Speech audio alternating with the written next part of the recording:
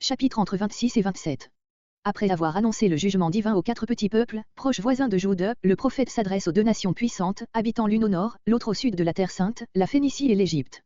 À la Phénicie il consacre les 5 morceaux contenus dans les chapitres 26 à 28, le premier, dans le chapitre 26, décrit prophétiquement la ruine de l'état de Tyr, le second, chapitre 27, est une complainte sur cette catastrophe, le prophète fait à cette occasion un tableau magnifique du commerce immense de cette ville, le troisième, Ézéchiel 28.10, décrit la chute du roi de Tyr, le quatrième, Ézéchiel 28.11-19, et la complainte sur cet événement, enfin dans le cinquième, Ézéchiel 28.20-26, se trouve l'annonce de la ruine de Sidon, la principale succursale de Tyr sur le continent. On voit par Ézéchiel 26.2 et par Ézéchiel 28.24 à quel point Tyr et Sidon s'étaient associés à l'hostilité des 4 peuples précédents contre Jude et s'étaient méchamment réjouis de la ruine de Jérusalem. Mais à cette cause de châtiment s'en joint une autre, qui ressort clairement de ces 5 discours, c'est l'esprit d'orgueil et de satisfaction de soi-même qui animait ces riches marchands et leurs princes. Description de la ruine de Tyr, comparé Ésaïe chapitre 23. Dans les versets 1 à 6, l'événement est annoncé, dans les versets 7 à 14, le vainqueur est désigné et sa puissance décrite, les versets 15 à 18 dépeignent l'effet produit par cet événement dans toutes les colonies fondées par Tyr sur les rivages de la Méditerranée, les versets 19 à 21 contiennent une dernière menace de Dieu adressée à cette métropole du commerce ancien. Verset 1. Verset 1 à 6 la menace de l'Éternel attirée aux autres villes phéniciennes qui en dépendent. La 11e année, en comptant depuis le commencement du règne de Sédéciaou, ce qui revient au même, depuis la déportation de Jéhoiachin à Babylone. Ce fut cette année même, au 4e mois, que Jérusalem fut prise par Nebuchadnezzar, la ville fut détruite un mois plus tard. Le premier du mois. Il est étrange que le mois ne soit pas indiqué. On pourrait supposer que Ézéchiel pense à l'un des 2 mois où eurent lieu la prise et la ruine, le 4e ou le 5e, et l'on pourrait citer l'exemple de 2 Rois 25.3, où l'indication du 4e mois est également supprimée comme s'entendant d'elle-même. Mais le cri de triomphe que le prophète met dans la bouche des Tyriens au verset 2, suppose que la nouvelle de la ruine leur était déjà parvenue, ce qui implique une date plus tardive, à moins d'admettre que, prévoyant l'issue certaine du siège, ils aient triomphé à l'avance. Il est plus simple de voir dans cette omission une négligence de copiste. Verset 2. Le prophète formule dramatiquement le sentiment de joie jalouse qui animait les marchands tyriens. La porte des peuples. Cette expression dans la bouche de ces païens ne peut se rapporter au rôle de Jérusalem comme instrument du salut des gentils. Il paraît par tout ce verset que Jérusalem était, aussi bien que Tyr, un objet d'attention pour les peuples, il semblerait même, quoique nous n'ayons pas de données sur ce point, qu'elle excitait la jalousie de Tyr au point de vue commercial, peut-être par un échange de marchandises à l'intérieur, au moyen des caravanes. Tyr prétendait être la seule ville célèbre sur toute cette côte entre l'Égypte et l'Asie mineure. Verset 3. Il semble qu'il y ait une ironie dans ce verset, tu veux des visiteurs, tu en auras. La comparaison des peuples ennemis avec les flots de la mer est tirée de la situation particulière de Tyr au milieu des eaux. En effet, il ne s'agit pas ici de l'ancienne ville de Tyr, située sur le continent, qui manquait d'un port convenable et qu'avait autrefois prise Salmanasar. Ézéchiel décrit la nouvelle Tyr, bâtie sur une petite île, à 1200 pas en avant dans la mer et qui possédait 2 excellents ports, l'un du côté du nord, l'autre du côté du sud, Ésaïe 23.2, note. Verset 4. Les murs, les tours. Les historiens, Arien et Quinte Curse, parlent des hautes murailles et des fortes tours qui rendaient l'île et la ville de Tyr presque imprenables. Je balayerai. Une fois la ville détruite, les vents qui règnent sur la mer en balayeront la poussière. Verset 5. Nouvelle allusion à la situation de Tyr, cette île finira par être couverte de filets de pêcheurs, au lieu de maisons. Verset 6. Ces filles, les autres villes, situées sur la côte de Phénicie, dont le commerce dépendait de celui de la métropole. C'est par elles que l'ennemi commencera à dévaster le pays. Verset 7. Verset 7 à 14 indication du peuple conquérant et de son chef. Ce roi des rois. C'était là le titre que prenaient les chefs des anciennes monarchies, qui avaient pour vassaux une multitude de rois. Verset 8. Tes filles. Voir la note verset 6. La tortue. Ce mot se rapporte sans doute à cette muraille de boucliers que formaient les assiégeants pour se protéger pendant les travaux d'approche. Verset 9. Ces béliers, voir Ézéchiel 21.27. Ces crochets. Le mot hébreu se trouve Job 40.19 où il désigne les dents de l'hippopotame.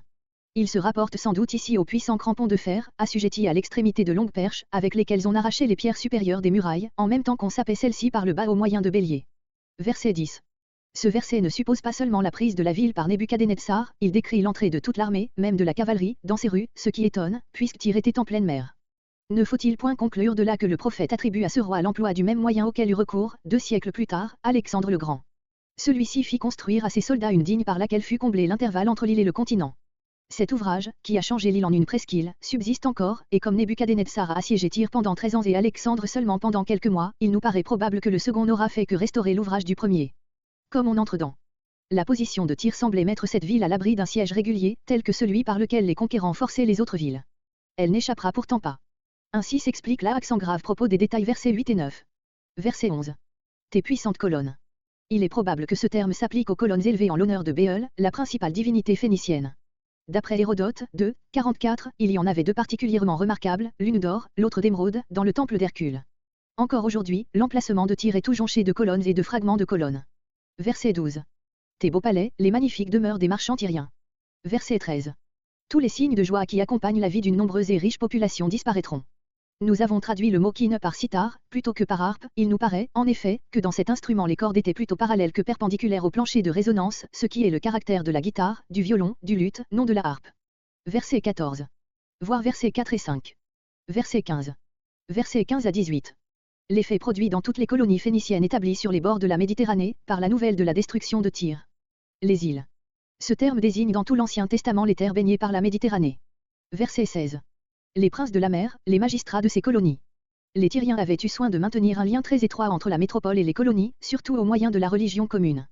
Ce verset nous transporte en quelque sorte dans l'assemblée du Sénat de Carthage ou de l'une des grandes colonies phéniciennes en Espagne, au moment où y parvient la nouvelle du désastre de la métropole. Se vêtiront d'épouvante.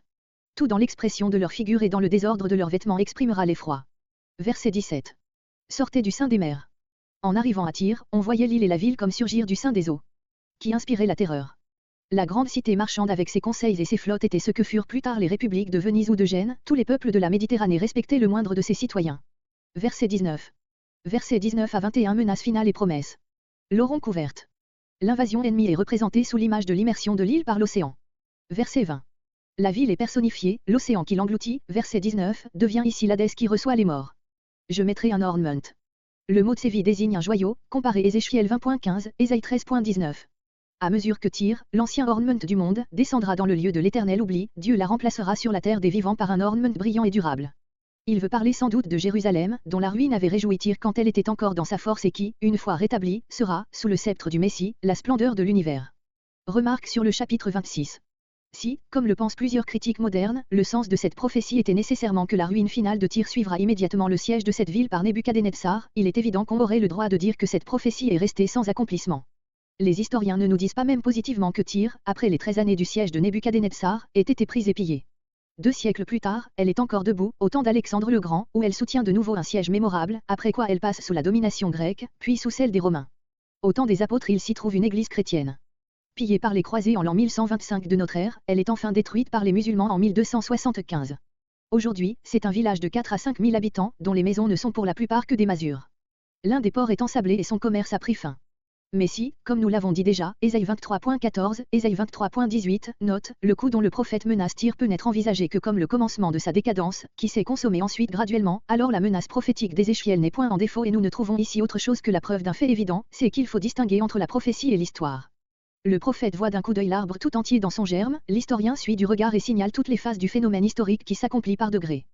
Quant à la question de savoir si Tyr a réellement été prise et pillée par Nebuchadnezzar, nous ne pouvons, en l'absence de données historiques positives, la résoudre que par conjecture.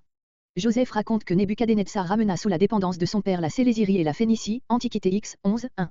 Dans son ouvrage Contrapion, 1, 19, il rapporte que ce roi conquit et ravagea la Syrie et la Phénicie tout entière. Il semble, par conséquent, que si Tyr, la capitale, n'eût pas été prise alors, il eût dû mentionner expressément ce fait exceptionnel, d'autant plus qu'il écrivait d'après des documents phéniciens qui n'auraient pas manqué de faire ressortir cet exploit de Tyr, à la gloire de leur patrie. Le grand roi Nebuchadnezzar assiégeant cette ville pendant 13 ans et obligé de se retirer sans l'avoir forcé, ce serait là un fait éclatant que l'histoire n'eût pas aisément passé sous silence, tandis que la prise de la ville était tacitement comprise dans la mention de ce long siège. On objecte, il est vrai, ce qui est dit par Ézéchiel lui-même, Ézéchiel 29.17-20, que Dieu donnera l'Égypte en pillage à Nebuchadnezzar pour le rude travail que son armée a eu devant Tyr au service de Dieu et dont il n'a pas été salarié. Ce passage prouve assurément qu'une partie des richesses de Tyr lui avait échappé, mais non pas que la ville n'ait pas été prise. Nebuchadnezzar n'avait pas de flotte, et peut-on croire que pendant 13 ans les Tyriens aient pu voir approcher le jour fatal, sans se servir de leurs vaisseaux pour mettre en sûreté dans les colonies une partie de leurs biens. Ils en ont agi ainsi, nous le savons positivement, lors du siège d'Alexandre, et cependant ils eurent alors bien moins de temps pour prendre cette mesure. Dieu dit, Ézéchiel 29.20, qu'il veut célérier Nebuchadnezzar, parce qu'il a travaillé pour lui. Or, le travail que Dieu avait donné à ce roi, n'était pas d'assiéger Tyr, mais de la prendre. Un ancien historien, Ménandre, rapporte le fait suivant, après quelque temps, les Tyriens firent revenir de Babylone, pour les gouverner, des membres de leur famille royale, entre autres Merbal et Raïrum. Il résulte de là que la famille royale de Tyr avait été emmenée en captivité à Babylone et que Tyr, par conséquent, avait été prise par Nebuchadnezzar. Si nous envisageons cette question du point de vue large auquel il faut se placer pour apprécier les tableaux de nature prophétique, nous reconnaîtrons que ce que Dieu voulait annoncer par Ézéchiel, c'était le châtiment et la chute de Tyr comme grande puissance commerciale et non pas comme ville quelconque. Or Tyr, comme grand centre de négoce, ne s'est jamais relevé du coup dont l'avait frappé Nebuchadnezzar. Dès ce moment, le déclin graduel de sa puissance et de sa richesse n'a pas cessé. Comme grand entrepôt international, elle était reste ensevelie au fond des mers et le village qui marque sa place sur la carte, n'est que l'épave qui témoigne de son naufrage.